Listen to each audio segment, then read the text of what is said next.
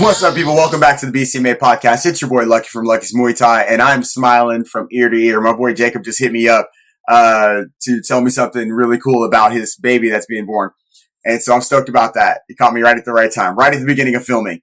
If you like the show, make sure you hit that subscribe button and hit that notification bell if you want to know when these things are dropping. Make sure you like this and share with your friends. Drop me a comment. Let me know what you want me to talk about in the future as well. Look, if you want that real Lucky's Muay Thai experience, you got to come by the gym. So in order to do that, you got to hit up luckysmt.com. There's a form on there. Fill that out. You get a free workout. And then you can go there and just email us and ask us, if you want to know information about the gym, prices, all that. Drop us a line there, and we will be able to accommodate you. In today's show, I'm going to give you a little Lucky known facts right at the beginning. And then we're going to get into a conversation with my boy Jacob. And we're going to talk about kickboxing in the U.S., Muay Thai in the U.S., and why there isn't any or why it isn't popular. And there's just a lot of comparisons and things that we talk about with MMA and boxing and other things. So make sure you stick around for that conversation. And at the end of that, we're going to make our picks for the trilogy between Cormier and Stipe. So without further ado, let's get into it. All right. Here is the Lucky known facts. Lucky known facts. I had a trilogy fight. Crazy thing. So these are my last few fights as an amateur. And there was a chance for me to win a title on my way out. So I took it.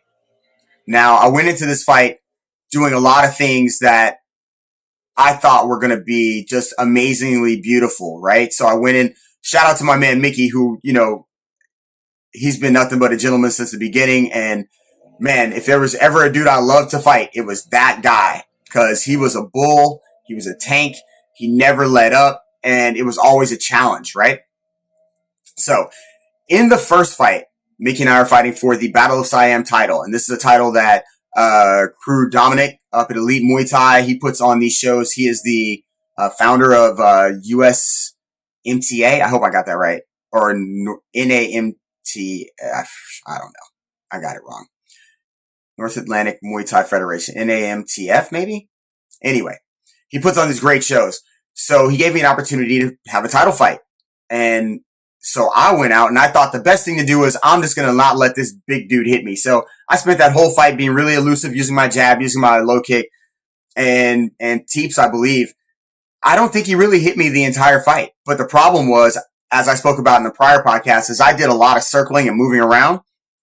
Now, to me, it was clear I won the fight. And when the fight ended and they announced him as the winner, people legitimately booed. I threw my arms up. I was devastated. I had to, I talked to people that were supposedly going to help me with reviewing it. I knew nothing was going to happen, but it was awful. I went and sat in the stands with the fans. I was disgusted. Anyway, things happen. I didn't fight the fight the way I should have. They needed a little more action. I think the judges did for me to be able to take the title, if you will. So we schedule a rematch, which is great because I'm like, I know I won that fight. And if the problem is that I just didn't fight enough, well, guess what I'm going to do? I'm going to fight. So in the second fight, which was also an amazing fight, I was like, I'm ready for whatever. I don't want to say war, because war is like, that's some real shit. But I was ready for, let's bang. So let's go back to really the first fight. Mickey won a split decision. So into the second fight, I go out and we're slugging it out. We slugged it out the entire fight, and a draw. I was devastated. I was hurt. We brought it, man. But I thought, I'm going to be aggressive and show. So at the end of that fight, Mickey tells me, there's only one thing we have that we can do. And he's like, I thought maybe that you had it, he's like, we got to do it again. So a lot of time passes. I was coaching other fighters, doing other things. And I wanted to turn pro. Like, I just didn't know what to do. As I said, I never had anybody like sort of managing me and, leading my career path. And I didn't know who to contact. I didn't know anything. I was just, I knew how to fight and I knew how to coach.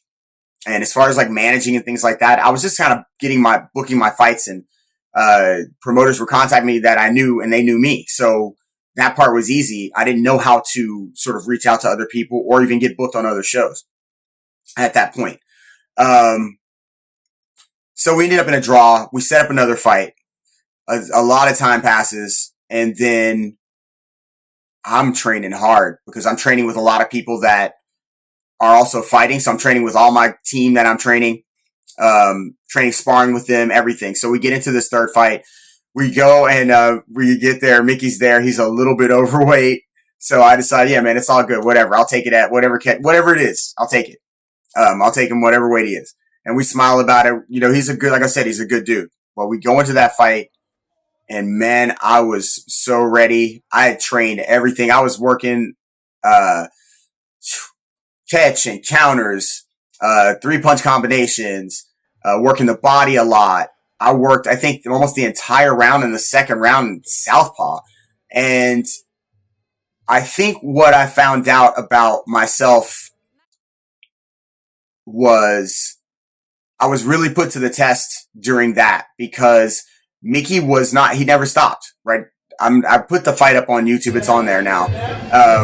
He never stopped. He just kept coming, and I hit him with some hard shots. And shout out to him. And for me, it just solidified that, I finally did everything at the amateur level that I felt I could do with the time I was given. So for me, it was time for me to step up another level or do nothing, right? Or just coach. So, yeah, man, that was my trilogy. I loved it. I came out on top. Finally, I was so stoked. I loved the fact that we had this experience. Like, that experience right there is kind of crazy, man. You really get to know somebody. You really get to have to improve your skills every time because they know what you're doing. So you don't have any choice but to try to do new things, change your style a little bit, add some new tweaks. And also listen, Crew Dominic is one of the best coaches in Florida, if not the best. And for me, especially at that time, to beat one of his guys was, man, especially after all that, he got to watch me. He knew what I was going to do. He was like preparing. He knew, So for me, that was a special moment. And as we get into this Cormier and Stipe situation, I love trilogy. So this is going to be a fun time for me to watch these dudes and how they react to each other, after the fight's over, how they fight against each other, what tweaks or changes they made. And I'm stoked to see it. I hope you guys are too. Drop me a comment. Let me know who you think is going to win. And as I said, stick around for the conversation with Jacob. And so you can see what our picks are at the end of it. I hope you like this Lucky Known Facts. Lucky Known Facts. Again, it was a great trilogy. Shout out to Mickey. Shout out to Elite Muay Thai. Shout out to Crew Dominic. That was a freaking fantastic time and one of the best moments I think I've ever had. So without further ado, here is my man Jacob and our conversation. Enjoy. Welcome back to the BCMA podcast. It's my boy Jacob in the building. We got on today because we want to talk about the trilogy coming up, and we're going to talk a little bit about why Muay Thai and kickboxing hasn't blown up here in the U.S. Yeah, it's something I don't quite understand. We send our people over to Thailand to learn. We send people all across over the world. I mean, our fighters go to, American fighters. But I mean, do we send them or do they go? MMA, for AKA, basically sends them because they have AKA has a gym there, right? So they send them there to learn Muay Thai. People when do did that start? I think with the explosion, I'd say maybe 5 years ago. It was pretty recent. I mean, I don't know. I would say at least within my circle, the people that I was like aware of started really traveling to Thailand maybe 5-10 years ago. Not that I know that was much sooner. I know John Lee Parr, all those legends, they were all fighting there. But I think as the layman, people who just want to learn and now you just select which gym you like. You go, you learn their style. You can go to the south, you go to the north, you learn different styles. But yet, why, I don't know why we come back and there's no like huge Muay Thai or kickboxing tournaments. I think what One Championship did, like they just did the one in Bangkok for the No Surrender. It was an awesome card. It was Yeah. what five Muay Thai matches, one kickboxing match, and one MMA match. And the MMA match was a Muay Thai stamp. She was just moving her way into MMA. So I don't understand why, if that makes it. So we had somebody at the gym, one of our guys, come in and say just how much he enjoys One Championship more than UFC. I mean, okay. And I mean, I kind of feel aesthetically, I think it's more fun to watch in a ring than in a cage, like the kickboxing. Yeah. I like the way aesthetically the way One Championship lays out their fights. I just don't understand what we have to do to get a little bit more attention to that, because now it's on ESPN, now it's on ESPN Plus, it's on every format, but it's only MMA. There's All right. no. So, yeah, I mean, all right. So I mean, I guess we should sort of discuss backwards in some respect. When UFC had that big explosion, it was after the fight from the Ultimate Fighter where Griffin and Bonner fought, right? We talk about this all the time. So that also was around during the time of like the tough man fights, right? Before it was MMA, it was NHB, no holds barred, right? So, but a lot of these things appealed to people that were like blue collar, and also guys that just weren't as, I don't know, savvy about other sports maybe, and it appealed to like this animal thing. Go ahead. Do you think it takes to have? That's I feel like the thing about Muay Thai and kickboxing is I don't feel like it takes that much understanding to watch and be like, oh man, those two dudes are beating each other up, or I see one person clearly winning. For me, when I watch, let's say in the UFC, and like two dudes are grappling, and Joe Rogan screaming that that person's about to do something, I have no idea what's going on. So to me, I would think that the UFC, which involves a lot more grappling and wrestling and all these transitions, requires more knowledge and skill to understand, which is why everybody's always booing when there's like a quote unquote slow fight. I mean, I think I don't know if that's, well, sometimes a slow fight, they boo when they're standing up. I mean, yes, for sure. But I think that, you got to give MMA some credit, commentators, because they describe things really well. Oh, he needs to put his left leg here, his right leg there. Like, that's kind of up to the people that are watching to listen to that, and then, or try to become knowledgeable about it. Listen, if you're going to like it, if you're going to like it and call yourself a fan, I mean, you would think you'd want to become somewhat knowledgeable about any of the stuff that's happening, right? Like, you want to know what's going on. So I think what I was saying was about the UFC early and no holds barred, tough man fights, is that the regular Joe could do that, right? The regular Joe could feel like they were a part of that. I fought a dude. I mean, I told you, I was friends with a kid, had a sleepover at his house. His stepdad was there. His mom was gone. And his stepdad was like, I'm coming back later. And he went to go fight in a no holds barred. He came back all jacked up, with half a bottle of Jack. And that was my first experience of knowing somebody that was involved in that. And that was way back, man. That was way back.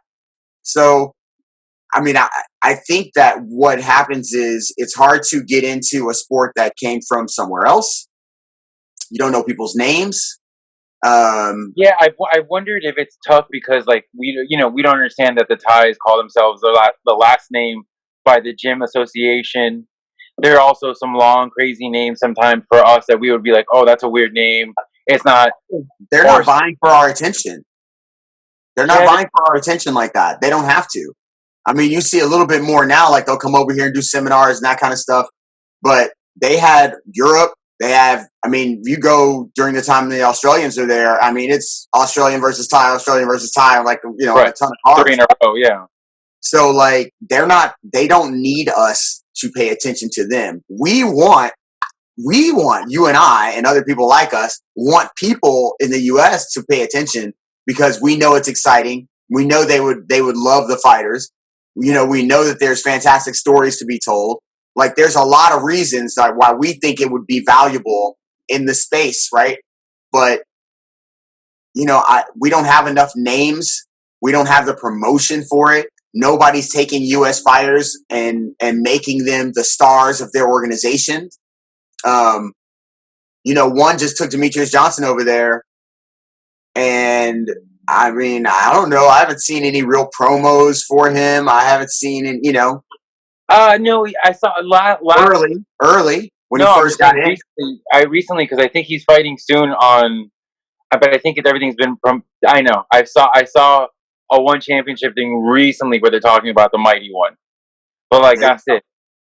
They're not. Nobody's vying for American fighters to be stars in Muay Thai or kickboxing in a way that they're putting money behind them. The way the UFC goes, oh shit, Conor McGregor's knocking out a few dudes, maybe, and he's got a little bit of a mouth on him. Maybe we can throw some money behind this and turn him into something. Nobody's doing that for kickboxing and Muay Thai. That's one big issue. I mean, Janet Todd is an amazing fighter, man. She should be she is to us, but she should be a fucking star. I guess it's also they're not looking for our attention. We're trying to bring them, and that's the difference. I feel like, what I like about the storyline so much in Thai fighting and in Thai style is also just the whole aspect of you're doing this as a 2-year-old. You've grown up through your father's gym. You've learned different styles, and now you're like a Muay Thai, and you go into these stadiums and like you're fighting for money. You're doing this for as a career, but as a career path from starting at 2. You know what I mean? We look at people at the UFC who are like, yeah, I'm 25. I started when I was 17. 200 fights by the time you're 22, and like. Right, and like that's one of those things. That's one like where else in the world do you see people come out? Even in boxing, 50-0 is considered like 50. Wow, my God! Like there's 200. Who Sidichai was something like 161 and 35. You know what I mean? Like it's something. But but we have to consider a few things just to be fair. They don't really have amateur fights there. Every fight is a fight. Right? You're a pro pretty much right out the gate. So when you're in comparison, if you're talking about a fighter, a boxer, for instance, that became a boxer a little bit later, meaning like maybe in his teens or something like that, he's not going to have as many amateur fights. But if you look at a guy like Rigondeaux had like 300 fights in Cuba or whatever, amateurs before anything else. And you see that a lot in different places. I think Lomachenko had maybe close to 300. Loma had something like 50 to 70 amateurs, and then like more than that. But anyway, regardless, like you have to look at it in the perspective of what about the amateur fights? And then again, that story is amazing to you and I. And to other people, it would be a fantastic story too. But we don't have that here necessarily. We have versions of it, right? Guys that grew up in the hood and they went to, Kronk Gym to get out of the hood, or they went to, wherever, right? Whatever the case may be. They found, Shannon Briggs found his way out of Brownsville, Tyson, all these guys, they found their way through these hardships. So we have stories. They're not those stories. They're different. But we need somebody to tell American stories for this sport. You don't think it's the same story just with a different background? Like that's what I'm saying. It is, but nobody's telling this story for kickboxing and Muay Thai in the US. Like I think the closest thing was like the old stuff that used to be out, the Can't Stop Crazy stuff, where they had those little documentaries about Kevin Ross and Joe Schilling and whatever, all these people. Even Don Fry for a little bit when he was like, I remember there was like a time where Don Fry was like looked at to go over Pride as like when I was young, I was like 15, but he was like the American, the one guy who like was making his way over. Yeah, but we're still you're still talking about MMA. That story. Yeah, you're right. No, you're right. And that's Joe Schilling. That But should if be you're like talking about kickboxing and Muay Thai and from the U.S., we know a lot of the stories. You and I, people around us, a few of them. But listen, when we talk to students at the gym, we mention stories or say things, and they're like, I mean, their literal understanding of combat sports is 3 years deep, maybe.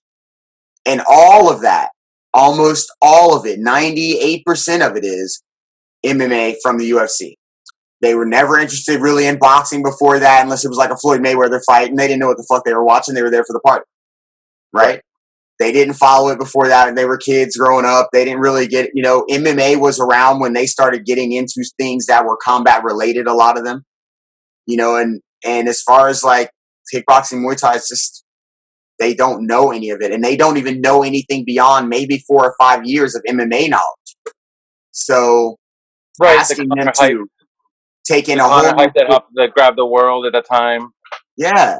Asking them to grab a sport where they don't really know the fighters, and there aren't many US fighters that they can also be like, yo, I relate to that person. Here's what's fucked up though. There are a ton of US fighters that we would be like, oh shit, I relate to that person.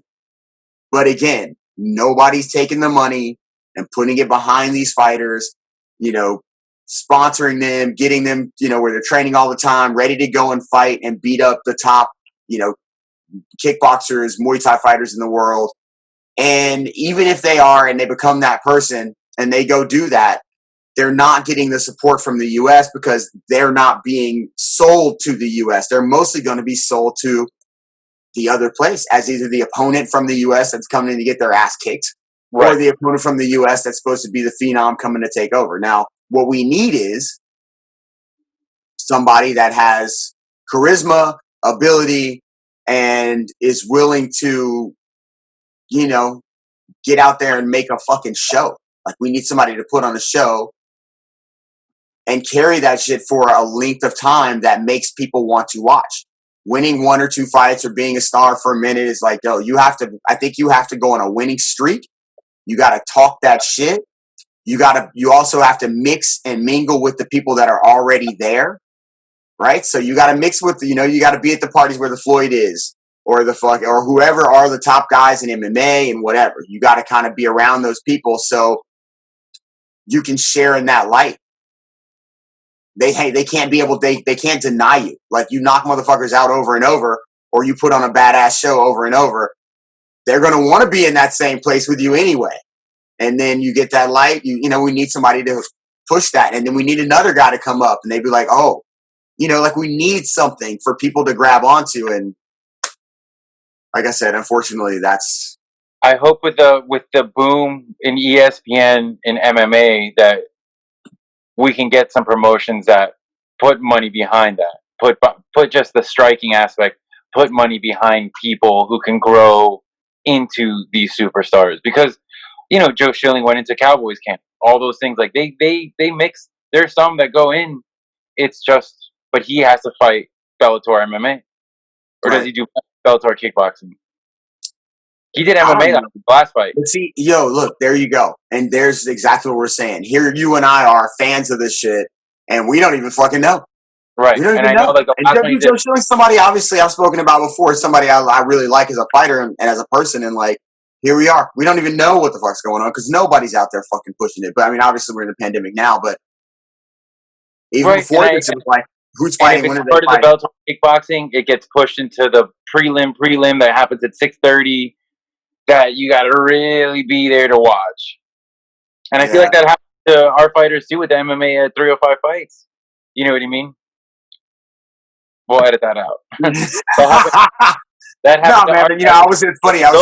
It's funny you said that because it's not a diss. I was just about to bring it up.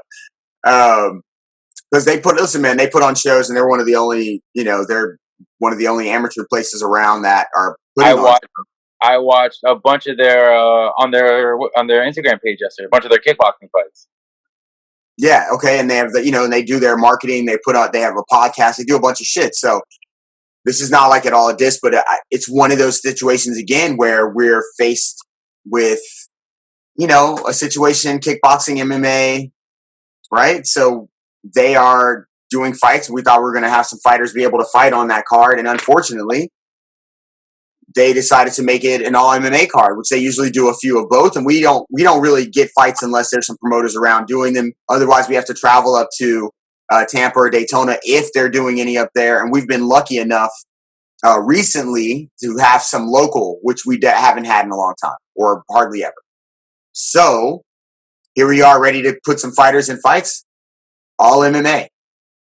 Because I feel like maybe that can also be like the what's it called, like the D leagues almost. You know what I mean? Like, well, they have a chance because the UFC is moving. There's no kickboxing moving. There's no Muay Thai moving. So only MMA. Maybe one of those can go to Titan. From Titan, they go to UFC. You know what I mean? It's like that path is almost set for MMA, where there's no path yet for kickboxing. Listen, man, MMA is structured, man. They got a good structure, and they have a good following. Like I said, until we get some American superstars, or listen, God, man, I swear, I think that when that Can't Stop Crazy shit was all going on, that was a prime time to start really, really pushing U.S. fighters. And unfortunately, you know, it didn't, like Joe Schilling said it, man. He's like, man, we can't just do this by ourselves. Meaning, like, you know, him and a couple of guys that are somewhat known are the only ones, you know, really getting promoted and getting fights, they're carrying the U.S. on their back. And it was hard to find people after them. Now, I'm not denying there are a ton of great fighters that have won a bunch of fucking WBC belts and WMC, like all these belts. But the problem is, again, promotion for these people so that we can grow the sport bigger, right? It's funny. Promote them. And I feel like in the UK also, kickboxing and Muay Thai is so much bigger. Like they had a lot of the UK fighters, a lot of the British fighters, you know, go over and fight the Thais, and the Thais went over. Yokkao brought the first, I think the first or second Yokkao events were in Britain, you know, so they bring everybody over to the UK. Like there's a decent, because there's a lot of people pushing that. There's a lot of, like you said, there's investment in that. The Liam Harrisons started when he was 17, are fighting on those cards, you know, and they were filmed. They're on. It's not like an amateur film, like their friend filming it. It's they have somebody there paying for filming, so there's money behind those. Yeah, and I think a lot of times too that the value of the money is great. Like they're not trying to go out and buy a bunch of fly shit, right? I don't think it's the same in other countries. You know, listening to some of the fighters that when they talk about money, they just don't talk about it the same way. They're not like, yeah, I'm trying to get all the $100,000 million. I'm trying to fight for they're trying to fight the best people. They hardly ever talk about their money. Hardly ever. It's true. And I feel like I guess to me, that's what appeals to me more is the combat, the martial art aspect, the seeing the who's best without money, without any of those other things, you know? Yeah, man. Yeah, I don't know. I wish that we could get a couple of stars. God, you know, it would be ideal is if we had a couple of huge MMA stars and they were just like, you know what, we're going strict. We don't want to grapple anymore. We're going strictly into kickboxing or Muay Thai. The opposite of Izzy. The opposite of Izzy, and then next thing you know, maybe some shows get some followings and stuff like that. I mean, we love one. Every time we get a chance, we try to turn people onto it. As far as like, watch it, become a fan of it because the fights are great. I talked about the politics. There's always people complaining about the politics of their promoters or of promoters of different organizations. So I just try to not get into that because I don't know enough of the ins and outs of any of these companies. I'm not in those offices. I don't fucking know. But I'm always going to root for the fighters. So that being said, my brother, what's your pick? What's your pick for this trilogy on Saturday? I don't know. Let me hear yours. Let's hear yours. You go first. I'm taking Daniel Cormier. Yeah. Hesitantly?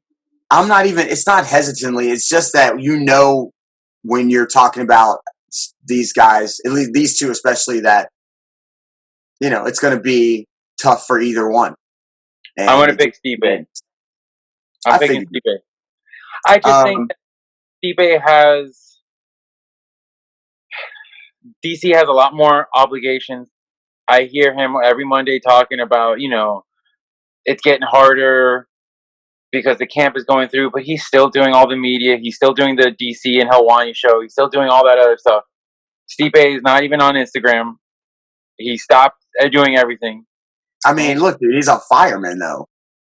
During the pandemic, he postponed the camp because he was doing those things. Exactly. So he's been a little distracted as well. Also, eye injury. I know. I'm just saying, like he's not doing what DC's doing. Right, he's not doing what DC's doing, but he's got some distractions for sure. But I also think anybody who beat the shit out of Francis can handle DC. Interesting take. Beat the shit out of. I mean, I watched it recently. It was, dude, for the person that Francis is, the predator, the scariest human being alive, all those things. He took the punches. He beat up Francis. I mean, they were exhausted. I don't remember how much. I vaguely remember. I remember the fight pretty well. But how much wrestling was in that fight? I'm just curious. Depends on when. I mean, towards the second, third round, they're wrestling a lot more. But the first round and a half, the first 7-8 minutes was Stipe them fighting. Yeah, them fighting. It was them. It was a lot of stand up. And 7 minutes. Who's lasted 3 minutes with Francis? Before and after. Fair enough. You know what I mean? And I think that the first DC knockout, was 8 months after the Stipe Francis fight. There's a little bit of concussion. I put all my money into the fact that man was heavily concussed after the Francis fight. It takes a while, and he came back last fight. I think that Stipe does it again. I think Stipe's. Can I ask you a question though? Was Stipe winning that fight until the body shots? No, and that's what I love about it, because you can still come back and win. That's what makes you the greatest heavyweight of all time. Do you think that a DC that's winning a fight like that this time will allow somebody to come back? Or do you think he'll be like, yo, I'm finishing this, I'm taking him down, I'm going to whatever? I mean, I think he's going to try it, and I think that this is what we're going to see is two really, I mean, they're both almost, DC's 40, Stipe's almost 40 also, right? 41, I think. Right. So they're both been in the game a very long time. They've both fought the best for the longest. I'm excited to see, but I think that Stipe is a better heavyweight. I'm betting you a large iced latte of my choice then. All right, it's on. And vice versa.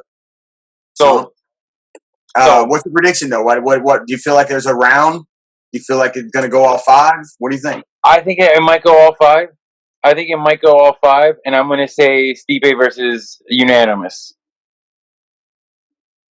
Interesting. Like a decision, a clear. Like he doesn't knock out DC. I think DC too good of a head movement. He doesn't really get knocked out other than if you're John Jones. But I say Stipe. Yo, I'm going to give you the illest prediction ever. Are you ready? Let's hear it. DC by rear naked choke in the 3rd round. All right. All right. Call Yo, if he fucks around and get that, I'll be so mad. If he fucks around and get it, I'll be so mad I didn't gamble. I'll be like, this motherfucker. How'd he do that? Call mybookie.com. It's ridiculous. So what do you got going on, man? What's up? What's your day like? That's it, man. I'm out. I got 5% left on the phone. I'm going to go see the parents. That's about it for today. All right. Well, brother, it was great talking to you. Can't wait to have my giant iced latte of my choice. Yo, man, I'll rap to you later, brother. I appreciate having you on the show. It's my man Jacob on the BCMA podcast. Thank you. He'll be seeing you at the gym because his ass is going to be teaching a lot more. Peace. Peace. Where's my... Hold on.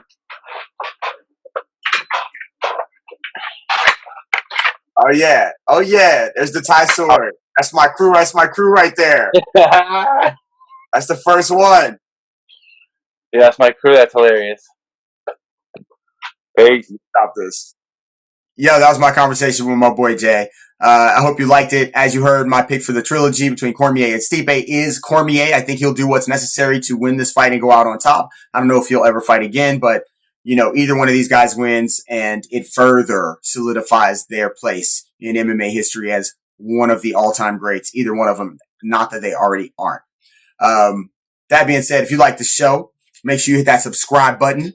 If you want to know when these are dropping, hit that notification bell. If you want to stop by the gym, luckysmt.com, drop us an email. We'll set up something or we'll send you information, whichever one you want. And let's see what happens in this trilogy. I'm looking forward to it. I'm going to holler at y'all next week. Peace.